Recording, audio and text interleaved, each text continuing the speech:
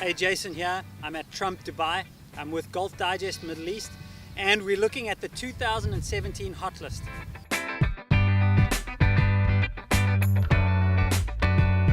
What makes the hot list hot? And I'm going to go through a couple of areas of technology where I believe there's massive improvement and make these drivers hot.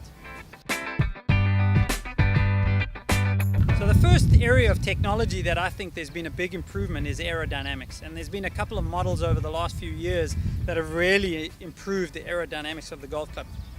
The ones that came out first was the G30, and they had the turbulators at the front, and there's a couple of models. The XR16 also had similar things to the turbulators on the front of the club. Now what that does is basically it just trips the air up at the front of the golf club and just enables it to just flow onto the club on the crown of the club a little bit faster, and it's just reducing the drag quite a lot, improving club head speeds, so the club is moving through the air quite a lot better. As well as that, Ping have now designed in their new G series, they've actually put this dragonfly technology on as well, so it's just really improving the aerodynamics and how the air flows over the top of the golf club. So they've also been able to, because of that, they've been able to make the head a little bit bigger and making it a little bit more forgiving. So there's a massive improvement in aerodynamics and forgiveness because of the aerodynamics.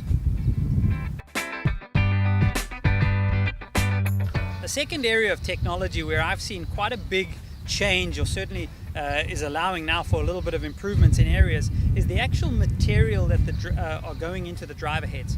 So if you look at a lot of the new modern drivers, they're using a lot more carbon fiber in the head than previously. I've got the M1 from TaylorMade here, and they really had a good model previously in the 2016 M1.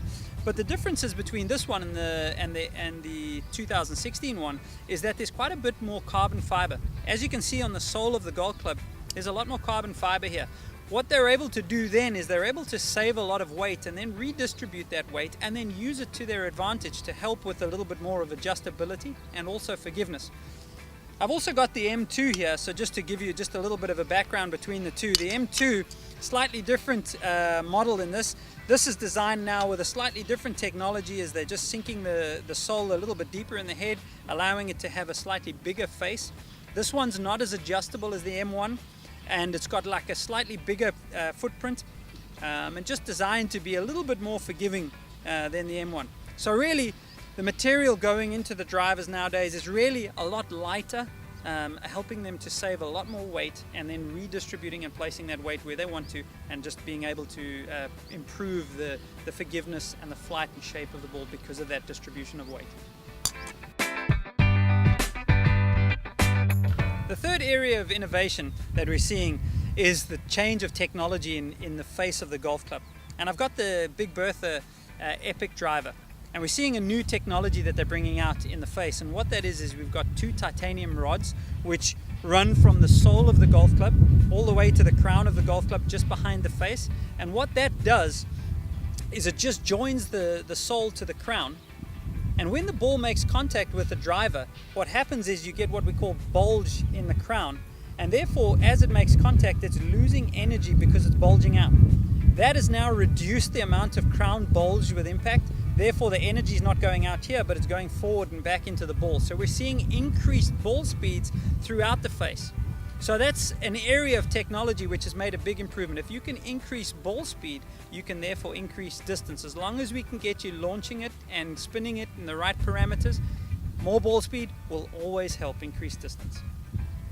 So with all of these drivers making it onto the 2017 hot list, and what we saw was that there is technology change in order to make them hot and then therefore make them onto the hot list. It's important to note that each driver might not suit each player. So it's important to come down and get custom fit for your drivers to find the right driver for you. There's a lot of choice out there, so it's really important to get the benefits of the technology change and that innovation and see it at work.